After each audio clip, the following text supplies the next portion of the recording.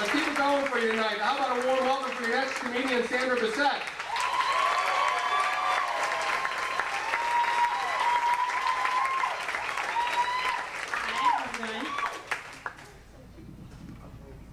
Hi, I'm Sandra. Hi. Hi. I was born and raised here in Austin. I really love Austin, but I kind of think we have too many hipsters that live here. I wouldn't have a problem with hipsters, except a lot of them kind of smell like mothballs. And I think if you can afford to spend $300 on a full-color Count Chocula tattoo, you should be able to afford to do your laundry.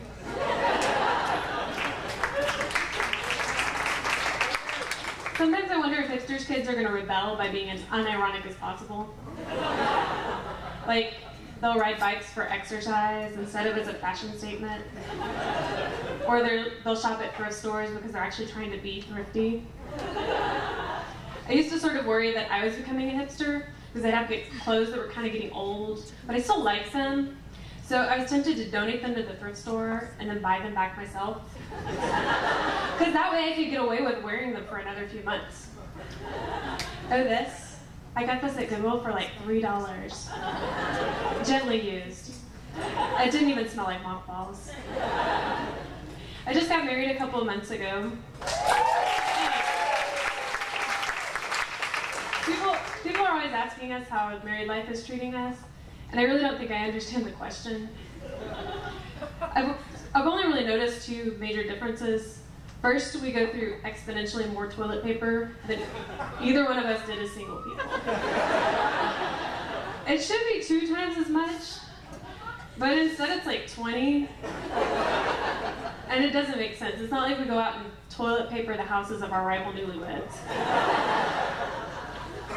The second difference is I get a completely different reaction when I tell people I went to Home Depot over the weekend.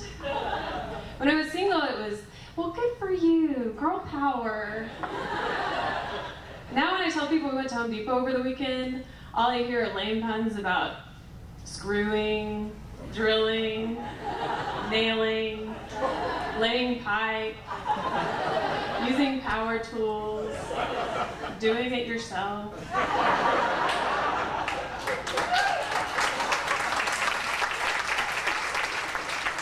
Probably a good time to say hello to my parents and in-laws who are sitting over there.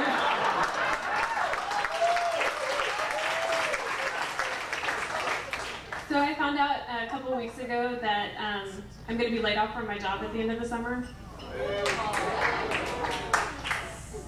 Not exactly the reaction I had.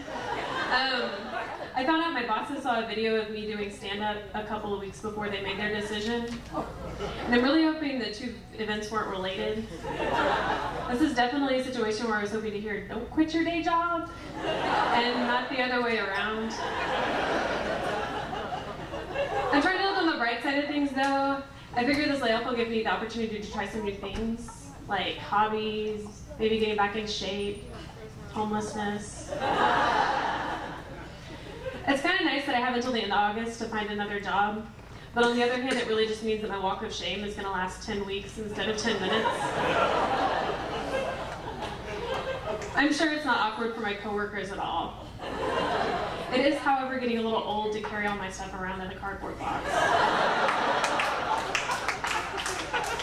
You'd be amazed how many ways people have found to avoid eye contact. It's kind of nice though, because I never have to wait in line for coffee or the microwave anymore. People just magically sort of disperse when I come around.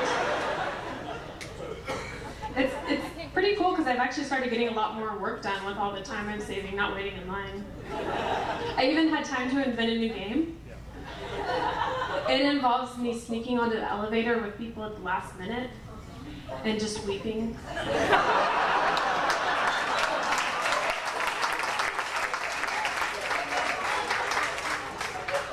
I majored in French in college, which is awesome, because it gives me something really practical to fall back on at times like these. I mean, we live in Texas, you guys know the stereotypes. You can't swing an armadillo without hitting a Frenchman in the baguette. The problem is I'm terrified of actually speaking French and pretty much always have been. Everything just sounds really intimidating in French. Pardon, où est la toilette? I don't know where the bathroom is, but I don't think I ever want to speak to you again. The last time I had a conversation in French, I got so nervous that I forgot the words for the names of the seasons. And instead of just giving up or changing the subject, for some reason I decided it would be a good idea to try to act them out. I don't know if you've ever tried to pantomime the word springtime, but it's not pretty. One thing I found out in college is that I have a learning disability, and I was actually really excited. I was like, do I get to use those big shiny buttons to automatically open doors? And then they told me I had ADD. I think they did say I get to use those buttons, but I'm not sure because I wasn't paying any attention. Another thing that's kind of fun is that I have asthma. It's not really bad asthma though. The only time I even notice it anymore is if I've walked up a flight of stairs and have to answer the phone. It's like, hello? I sort of feel like I should charge by the minute. And actually, given my employment situation, that might not be such a bad idea. Fortunately, let's get your numbers after the show. Fortunately, asthma is my only real health problem because, as you guys probably know, if you don't have a job, you don't have health insurance, and you guys have seen the news. If I were to get sick without health insurance, I'd be screwed, nailed, doing it myself. Thanks, I'm Sandra Bissett. Y'all have a great night.